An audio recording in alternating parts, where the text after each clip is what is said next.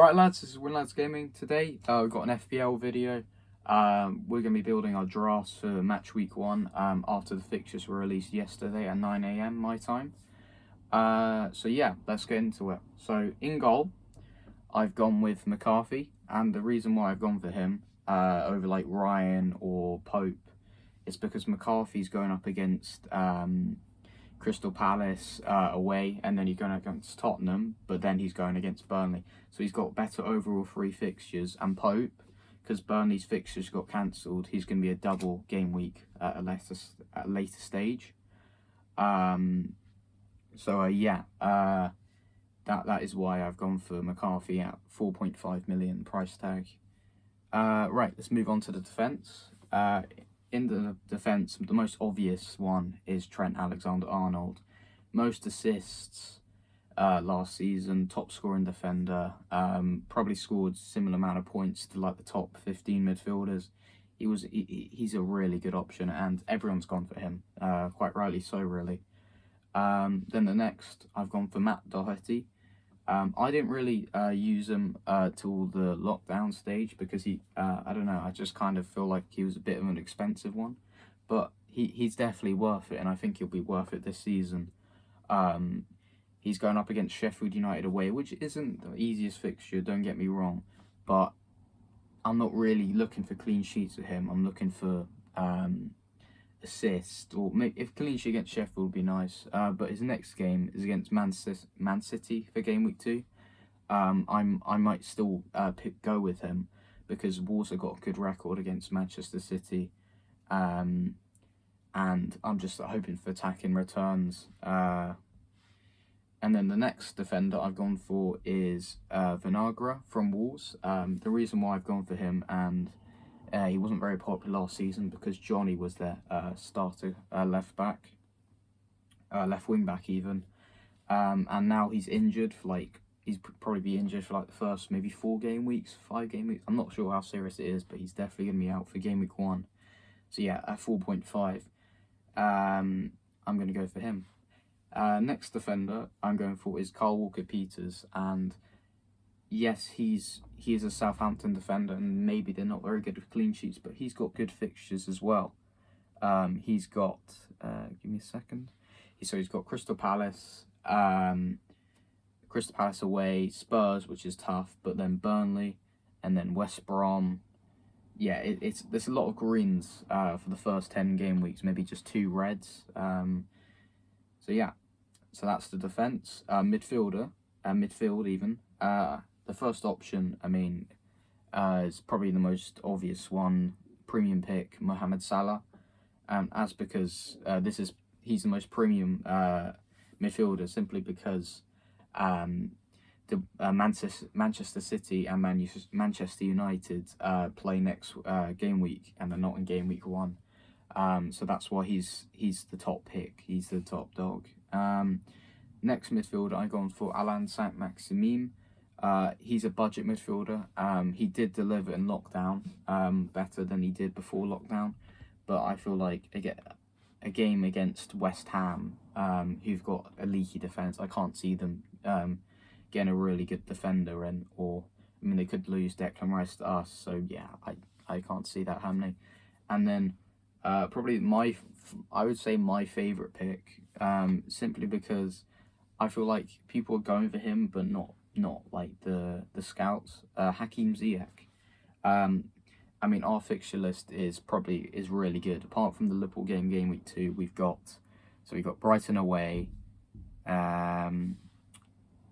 West Brom away, Crystal Palace at home, and Southampton at home, and that's very nice fixtures. So that's why I've gone for him. Also, I'm a little biased, but yeah, we won't talk about that. Anyways, the next one I've gone for is Heung-min Son, and I was quite surprised that he only has 18.4% selected, and he was 10%, but now obviously people are going to bring in Tottenham. Have got good fixture list now. The fixtures are out. So he's playing against who's he playing against? He's playing Everton at home, Southampton away, Newcastle at home, Manchester United, West Ham, Burnley. Yeah, it's a lot of greens, are similar to fixture list of Chelsea's and like difficulty ratings.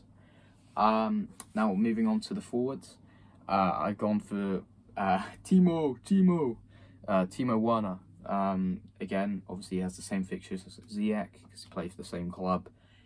In the Bundesliga, he was near Lewandowski's level. I think he's gonna be superb. Hopefully, fingers crossed, that he gets kicked off really quickly.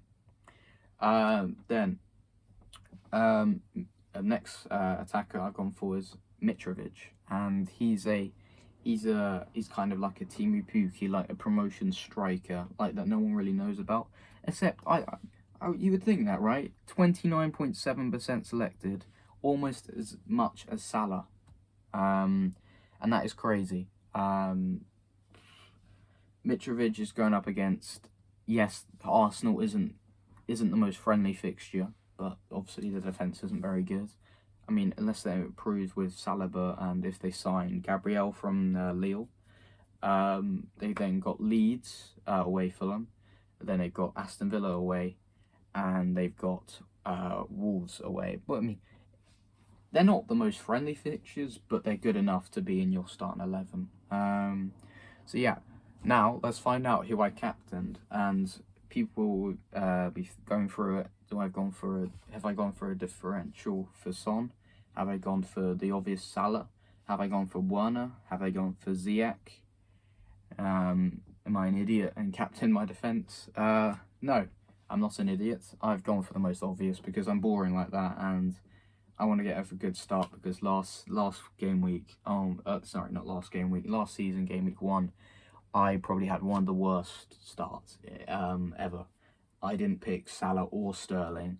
I picked Mane, and he literally just played an Africa Cup of Nations. I didn't think I was an idiot. I didn't watch any YouTube video. I was too confident, and yeah, that backfired. And that's probably why I didn't finish first in our league that we did, because of that game week. I just and our bench, we've gone Button.